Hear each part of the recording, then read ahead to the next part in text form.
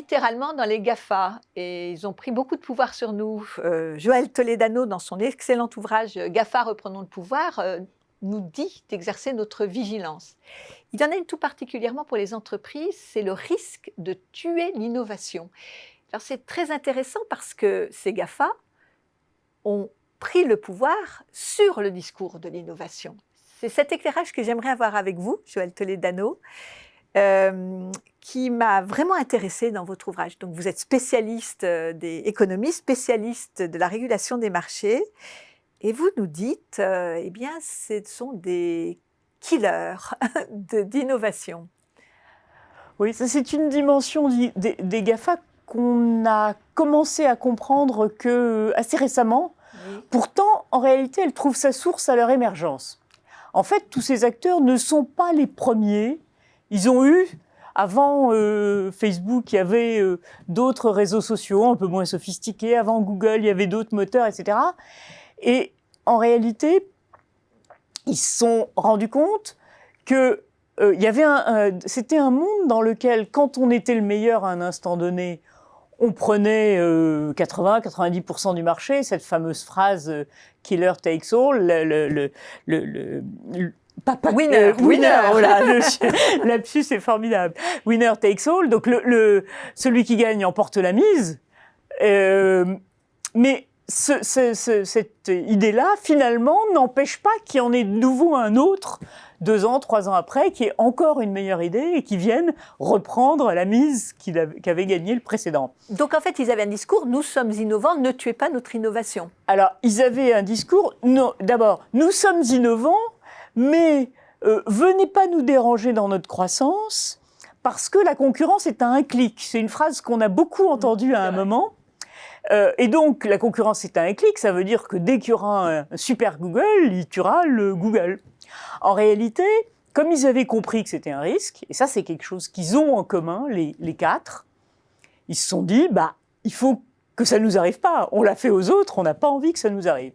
D'où toute une stratégie qui s'est déployée depuis la fin de la première décennie, au fond, du XXIe siècle, qui a consisté progressivement à verrouiller leur marché, à se développer, à accroître leur empire, sur lequel ils étaient finalement les régulateurs privés de ce monde-là, par différentes stratégies. Et il y en a une en particulier, qui est celle que vous évoquiez, et qui est une stratégie d'acquisition. Et qui est une stratégie d'acquisition vraiment extraordinaire. Quand on l'a rétrospectivement, quand vous regardez sur... je crois que c'est de 2019 à 2005, quelque chose comme ça, plus d'une dizaine d'années. Vous vous rendez compte qu'il y a eu une acquisition tous les 10 jours. En n'hésitant pas à payer d'ailleurs des sommes en payant, voilà, qui survalorisées. Voilà, je vais y revenir dans un instant. Oui, et donc, beaucoup d'acquisitions, et donc avec des prix extrêmement élevés, et dont, au fond, on n'arrivait pas à comprendre. À chaque fois, c'était le grand étonnement. Mais bon sang, prenez WhatsApp, ou prenez, si on prend les exemples de Facebook qui sont les plus significatifs, parce que Facebook, dans ses acquisitions, il a acheté des entreprises qui avaient en moyenne 2 ans. Donc, toutes jeunes. Enfin, oui, des fameuses startups. Vraiment des startups de startups. Enfin, 2 ans, c'est vraiment pas grand-chose. Et donc, très difficile. Comment comprendre qu'une entreprise qui a 2 ans, comme je crois que c'était Instagram, peut avoir ce potentiel qu'il a aujourd'hui, et comment imagine-t-on qu'on puisse payer pour une boîte comme ça des milliards de dollars par rapport à une base installée qui est extrêmement limitée.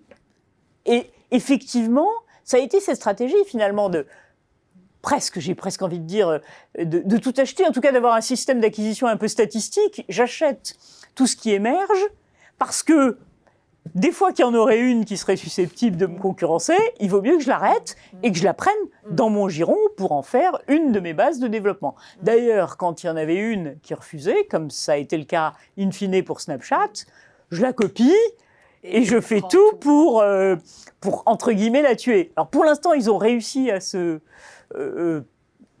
à pivoter, comme on dit dans ce monde-là, à se régénérer, mais ça n'a pas été si simple que ça. Donc, ces stratégies, elles visent au fond un peu à faire une sorte de terre brûlée. C'est-à-dire, je prends tout ce qui passe et j'essaye d'éviter que l'innovation se développe. Et finalement, on est rentré dans un monde où ce sont les maîtres, tellement les maîtres de l'innovation, que maintenant, les études macroéconomiques commencent à montrer qu'en réalité, cette innovation, elle se développe plus autant qu'avant et qu'elle est bloquée.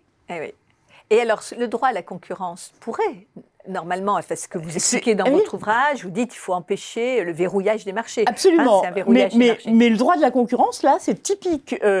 Pour empêcher une acquisition et pour penser qu'elle va verrouiller un marché, il faut qu'une autorité de concurrence, elle soit capable de prouver que ça va être anticoncurrentiel, que ça va accroître le pouvoir de marché. Or, il est clair que quand vous avez une entreprise qui a 2 ans, vous avez du mal à affirmer sans presque aucun doute, avec une présomption forte, que oui, cette entreprise, c'est un concurrent potentiel qui risque vraiment de concurrencer Facebook.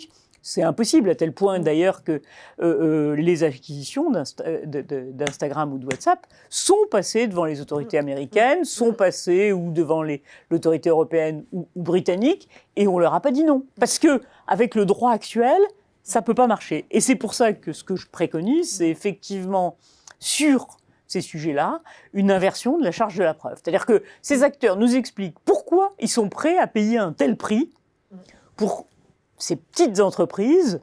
Si ils arrivent à nous l'expliquer, ils vont bien nous dire que c'est parce qu'elles vont forcément beaucoup grossir, sinon il n'y a aucun sens à cette acquisition.